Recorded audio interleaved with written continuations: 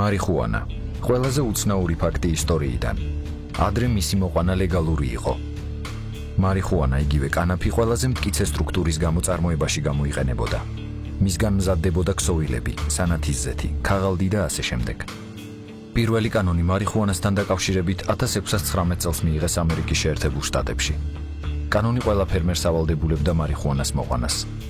სწორედ ამ კანონის დახმარებით ბენჟამინ ფრანკლინის პერიოდში აქტიურად ამუშავდა პირველი ქაღალდის ქარხნები. დამოუკიდებლობის დეკლარაციის 2 ასლი სწორედ კანაფისგან დამზადებულ ფურცელზე დაიწერა. მე-19 საუკუნეში წამლების 50%, რომელიც აფთიაქში იყიდებოდა, ასევე კანაფზე იყო დამზადებული, მაგრამ მიუხედავად ამისა, ეს მცენარე ფსიქოაქტიური თვისებებით ხასიათდება. მარიხუანას წინააღმდეგ ბრძოლა მე-20 საუკუნეში დაიწყო. ყვითელი პრესა იუწყებოდა, რომ შავკანიანები მოიხმარდნენ მარიხუანას, ხდებოდნენ აგრესიულები და უკრავდნენ სატანისტურ მუსიკას, ანუ ჯაზს. ამ და სხვა ფაქტორების გათვალისწინებით გაჩნდა სპეციალური ნებართვის არსებობის აუცილებლობა, არა მარტო მარიხუანის მოყვანაზე, არამედ ყველა იმ პროდუქტის წარმოებაზე, რომელიც მისგან მზადდებოდა. ეს კანაფის ინდუსტრიაში დიდი კრახი იყო. ამის შემდეგ უამრავი წელი გავიდა. დავა მარიხუანას შესახებ კი მთელი მსოფლიოს მასშტაბით ვრცელდება. დეკრიმინალიზაცია, ლეგალიზაცია და აკრძალვა. ამ თემაზე საუბარი აქტუალურობას არ კარგავს. ეს ტალღა ჩვენამდეც მოვიდა. რას ნიშნავს მარიხუანას დეკრიმინალიზაცია? როდესაც ადამიანს სისხლის სამართლებრივი პასუხისმგებლობა არ დაეკისრება, რომ მოხდეს ლეგალიზაცია პრაქტიკულად, ხო? დაახლოებით ვიცი, მაგრამ ზუსტად განმარტებით ახლა არ ვიცი. მე ვიცი ერთი ჩემო კარგო, რომ მარიხუანა და ყველა ნარკოტიკი და ყველა აბა უნდა მოისპოს საქართველოში საბოლოოდ. დეკრიმინალიზაცია ნიშნავს, რომ არ იქნება ლეგალური, მაგრამ ამის გამო ციხეში არ გაგეშვებენ და არ დაგიჭირებენ. როდესაც ლაპარაკი არის დეკრიმინალიზაციაზე, ანუ ალბათ იგულისხმება ადმინისტრაციულ სახთელებზე გადასვლა, ამისთვის აუცილებელი არის, რომ სახელმწიფო იყოს მზად. ანუ თვითონ ადმინისტრაციული სამართლის ნორმები უნდა იყოს ისე მოგვარებული, რომ პირი, რომელიც არ დაესაჯა სისხლის სამართლის პასუხისმგებლობით, იმყოფებოდეს ხანგრძლივი დროის განმავლობაში სახელმწიფო კონტროლის ქვეშ. და რას გულისხმობს ასეთი ზომები? შეიძლება ყოველ მესამე დღეს ჩაუბარებიოთ მას შარდი. ძალიან კარგი მაგალითი შეიძლება იყოს ამისი გარდა თვითონ იმ ქვეყნების გამოცდილებისა, დეკრიმინალიზებულია მარიხუანა უშუალოდ. ზოგადად თამბაქოსთან მიმართებაში წლების განმავლობაში ნაწარმოები პოლიტიკა.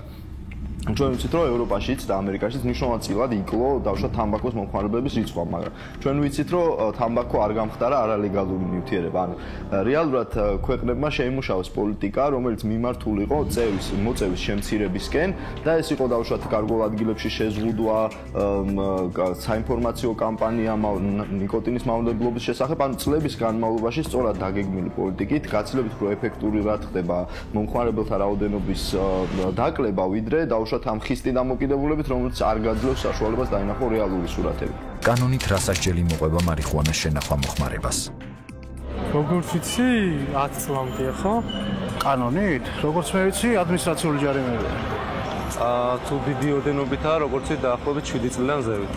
საქართველოს მთავრობამ ყველაფერი უნდა გააკეთოს იმისათვის, რომ დაისაჯონ ყველა ის ხალხი, ვის ხელს შეუწყობს ამ ხალხს თავისი საქმიანობის და ცხოვრებაში. კი, ვიცი ნამდვილად, იმიტომ რომ აი ახლა ამ დღეებში ჩემი მეგობრის სასამართლო პროცესი იმართება 2 ივნისს და მას ემუქრება 7-დან 14 წლამდე პატიმრობა მოხმარებისა და შენახვის. ბექა წიქარიშვილი დაიბადა 1986 წლის 28 ნოემბერს. დაბადების ადგილი თბილისი. დაამთავრა თბილისის სახელმწიფო სამედიცინო უნივერსიტეტი. სწავლობდა რადიო თავისუფლების მედია სკოლაში.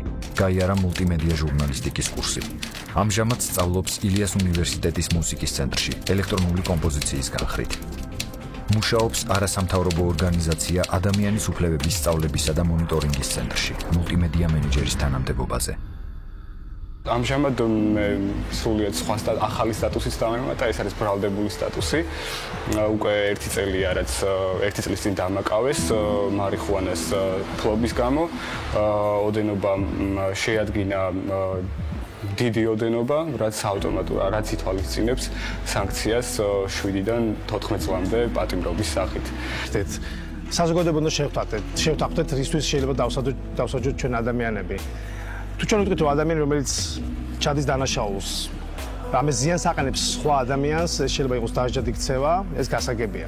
რომ ადამიანი რომელიც საკუთარ თავს თუნდაც ძალიან ცოტა ქცევა, იზიანებს საკუთარ თავს, იმით რომ მოიხმარს ამა თუ იმ ნარკოტიკს. როგორ შეიძლება ეს ადამიანი იყოს იზოლაციაში მოქცეული, ციხეში ამომწყდეული.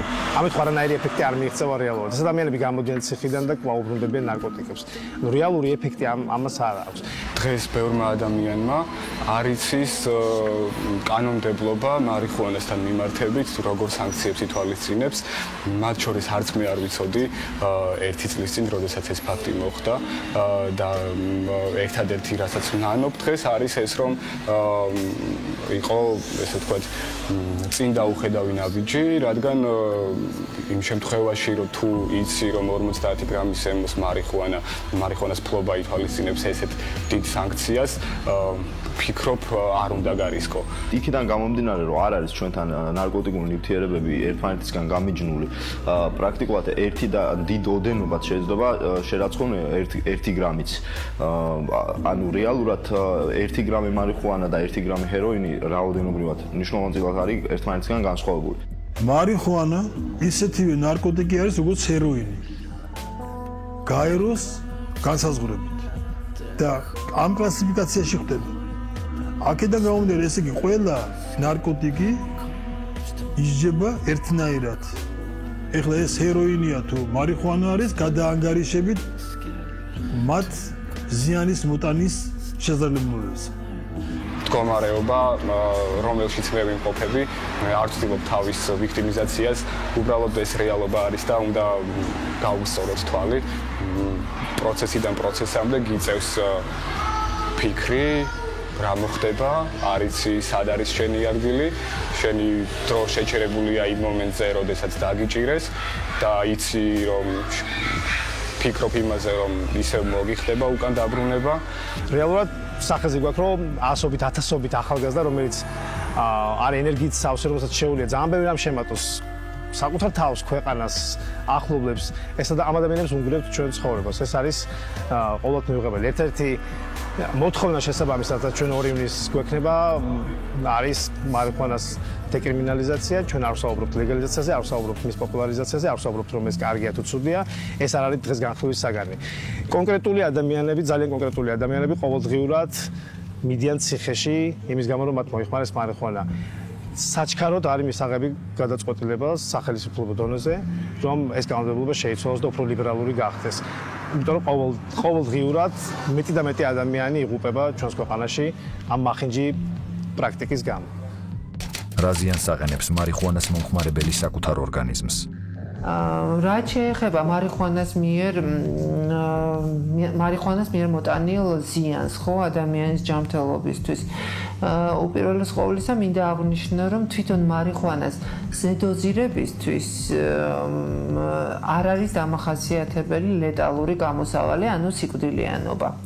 თქვათ, რაც ძალიან მაღალია იგივე ოპიოიდების მოხმარების დროს, ხო, მაგალითად ჰეროინის მოხმარების შემთხვევაში ერთ-ერთი ყველაზე ესეთი მაღალი რისკის ფაქტორი გახლავთ ის, რომ შეიძლება მაღალი დოზით მოიხმაროს ადამიანმა და ამ დროს გარდაიცვალოს, დაიღუპოს. თქვათ, აღკვეთის მდგომარეობაში საკმაოდ მაღალი არის სიკვდილობა იგივე ალკოჰოლიზმით დაავადებული ადამიანებისთვის, როდესაც თეთრი ცხელება ვითარდება და სხვა ნარკოტიკების შემთხვევაში. ამ მხრივ ზედოზირების დროს მარიხუანას არ ახასიათებს ლეტალობა, ანუ სიკვდილობას არ იწვევს. რაც რა თქმა უნდა, ძალიან კარგია და იცავს მომხმარებლებს ამისგან, მაგრამ გარკვეულად რა თქმა უნდა, რეგულარული მოხმარების დროს საკმაოდ აზიანებს ორგანიზმს, როგორც ფიზიკურ, ისე ფსიქიკურ ჯანმრთელობას თავის ტვინის უჯრედებზე მოქმედებს საკმაოდ უარყოფითად, რის გამოც ნელ-ნელა ვითარდება მთელი რიგი დაავადებებისა, რომლებმაც შეიძლება საბოლოოდ გამოიწვიოს პიროვნების ნაადრევის სიკვდილიანობა, ანუ სიცოცხლის ხანგრძლივობა შეამციროს იმასთან შედარებით, ვიდრე ამ ადამიანს უნდა ეცხოვრა. განსაკუთრებით მინდა აღნიშნო, რომ მაინც ჩვენ ყველაზე მეტად ყურადღებას ვაქცევთ ერთ ფაქტორს, რომ მარიხუანას მაინც აქვს შედარებით სხვა ბევრ ნარკოტიკთან შედარებით აქვს ძალიან მაღალი პოტენცია ფსიქიური დაავადებების და ფსიქოზური მდგომარეობების, პარანოიალური მდგომარეობების გამოწვევის, რის გამოც ადამიანები მით უმეტეს, ვისაც აქვთ გარკვეული პრობლემები მენტალური სფეროსთან დაკავშირებით, თქო უნდა მოერიდონ საერთოდ მარიხუანას მოხმარებას. ევროპაში ნარკოლოგიურ დაწესებულებებში ყველაზე მეტი წევს ჰეროინზე დამოკიდებული და მეორე ადგილი უკავიათ მარიხუანაზე დამოკიდებულებს. გარდა ამისა, მარტო საფრანგეთში 350-ზე მეტი სპეციალური სამედიცინო დახმარების საკონსულტაციო პუნქტია გახსნილი, რომ როგორმე დახმარება გაუწიოს იმ პირებს, ვინც მარიხუანაზე დამოკიდებული ხდება. სხვა სიტყვებით რო ვთქვას, ეს არის გზა მძიმე დაავადებისკენ და ამიტომ ყველაფერი უნდა გააკეთოს საზოგადოებამ, რომ საზოგადოების წევრები ააცდინოს თქვათ ამ მძიმე სენს. აზიანებს ფილტვებს, ორგანიზმის ალკოჰოლს. არანაირ ზიანს არ აქვს. მარტო ფილტვებს ალბათ ისე არანაირ. ჩემი აზრით მარიხუანას მოხმარების დეკრიმინალიზაცია საქართველოში ალბათ ჩატარდება რაღაცა გარკვეული პერიოდი დაჭირდება ამას, მაგრამ ალბათ არც თუ ისე შორია ეს პერიოდი, მაგრამ პარალელურ რეჟიმში რა თქმა უნდა მიმდინარეობდეს სხვა ღონისძიებები, ისეთი რომლებიც დაიცავს ახალგაზრდა თაობას, განსაკუთრებით ბავშვებს, რომლებიც როგორც წესი მოგეხსენებათ ალბათ, რომ მარიხუანას მომხმარებელთა ასაკი არის საკმაოდ დაბალი და აი ესეთი ღონისძიებები უნდა ჩატარდეს სახელმწიფოს მხრიდან, რომლებიც დაიცავს სწორედ აი ამ ახალგაზრდებს, რომ მათ არ დაიწყონ მარიხუანას მოხმარება, რომ არ იყოს მათთვის მაინც მომხიბლელი, მათ ესმოდეთ კარგად თუ რა ზიანი შეიძლება მოიტანოს მარიხუანას მოხმარებამ და არ იყოს ესეთი მნიშვნელოვანი იმისთვის, რომ იყვნენ თავისუფლები ბედნიერები, მხიარულები და ასე შემდეგ.